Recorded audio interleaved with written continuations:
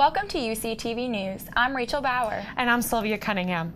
Coming up, Obama came to Connecticut this Wednesday to talk about raising the minimum wage. Stay tuned.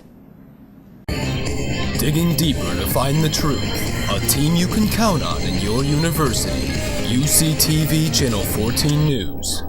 Gonna find my baby, gonna hold her tight, gonna grab some afternoon delight. Afternoon delight.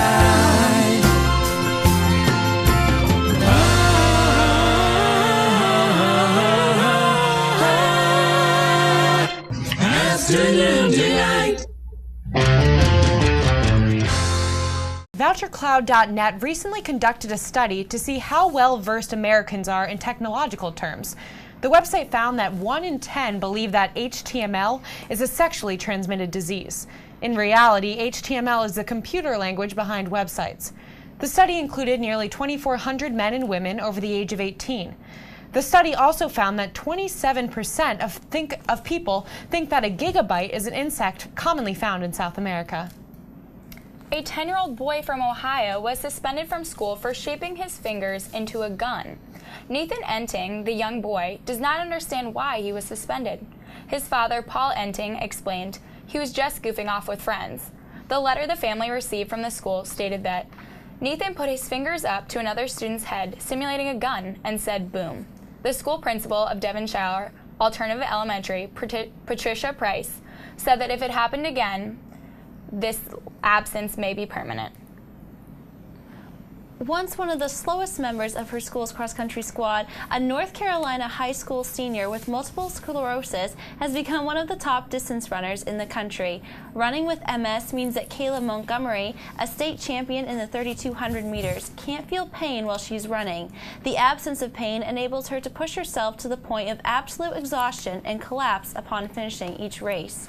Starting next fall, Montgomery will attend Lipscomb University on an athletic scholarship, but she knows that MS might cut her track career short. As she told her high school coach, "I don't know how much time I have left, so I want to run fast. Don't hold back." Coming up, the latest on Mila Kunis and Ashton Kutcher. Stay tuned for more. Digging deeper to find the truth. A team you can count on in your university. UCTV Channel 14 News. Gonna find my baby, gonna hold her tight, gonna grab some afternoon delight. Afternoon delight.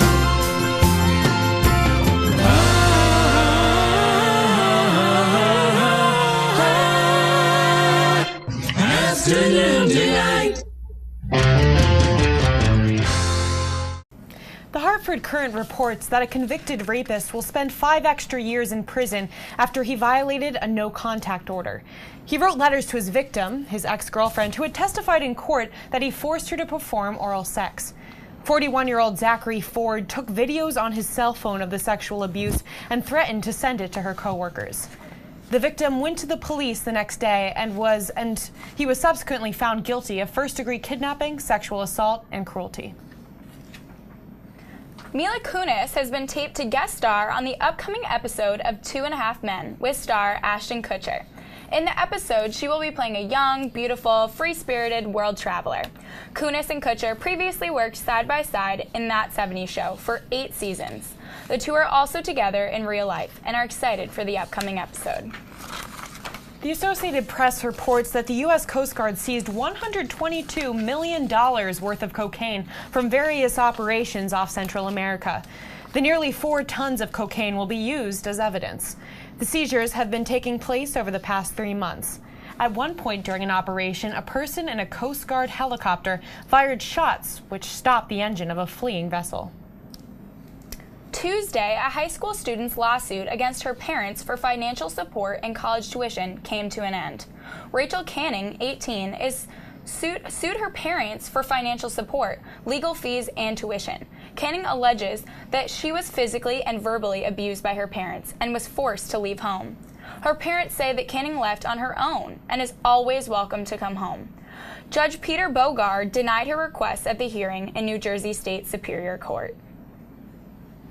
Secretary of State John Kerry is demonstrating the United States support for Ukraine by offering the nation a $1 billion loan. The United States plans to help by providing the loan, which is intended to revamp Ukraine's struggling economy.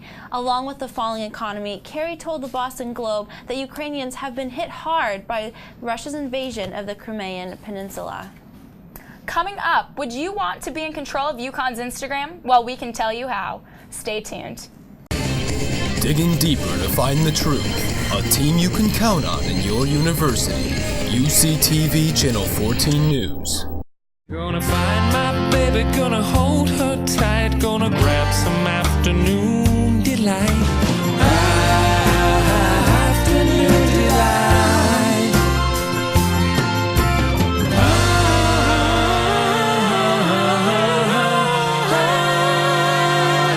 Afternoon delight.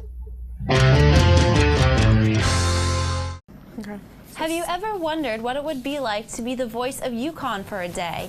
UConn's Instagram Takeover program allows students to take control of his Instagram account and post pictures of their life at the university. Biological sciences major J.J.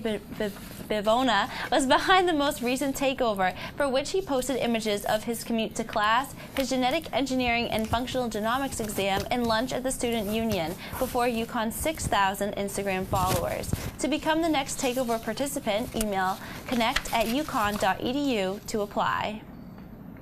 SAT tests will undergo its first changes since 2005. Wednesday, the College Board President and CEO David Coleman said the standardized test, like the SAT, has become far too disconnected from the work of our high schools.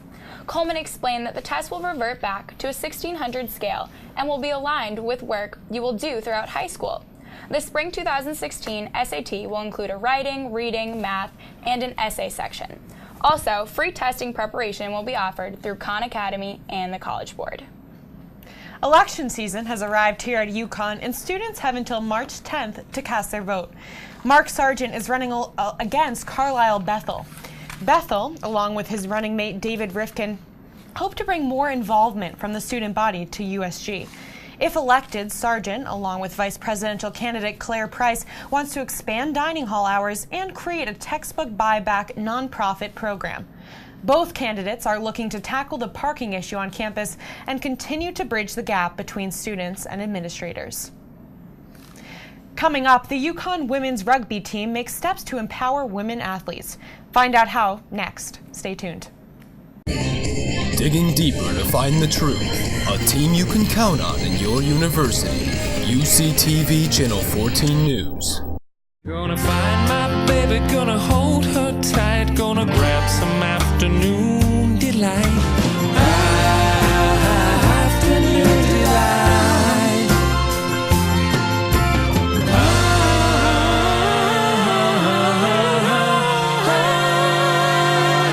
Afternoon delight. President Obama urged Central Connecticut State University students to pressure congressional Republicans to vote for a higher minimum wage. He spoke for about 30 minutes today on the university's campus. Obama poked fun at his opposition, alluding to his belief that Republicans always seem to do the opposite of what he wants. He said, quote, "Maybe I should say I oppose raising the minimum wage, and then they'd be for it." The UConn president, Susan Herbst, will be holding office hours tomorrow, March 6th, from 1 to 3. Herbst will welcome UConn student visitors to her office in Gully Hall. No reservations are necessary for the meeting. Herbst is keeping up a tradition that she began when she came to UConn in 2011.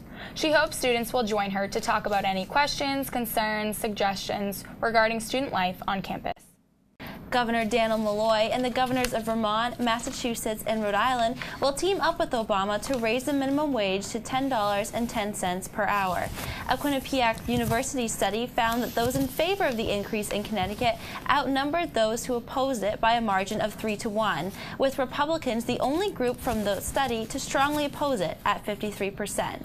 Although just 5% of the nation's workers earn the minimum wage, the White House told the Hartford Courant that raising the minimum wage would create a spillover effect that would help others who earn just above the minimum wage as well. However, the nonpartisan Congressional Budget Office reported that the wage increase could place up to 500,000 jobs in jeopardy. In September, the UConn women's rugby team will be releasing a calendar depicting women in an empowering way. Sarah Walsh, a player on the team, started the project in order to publicize the team's diversity and show female athletes as strong women.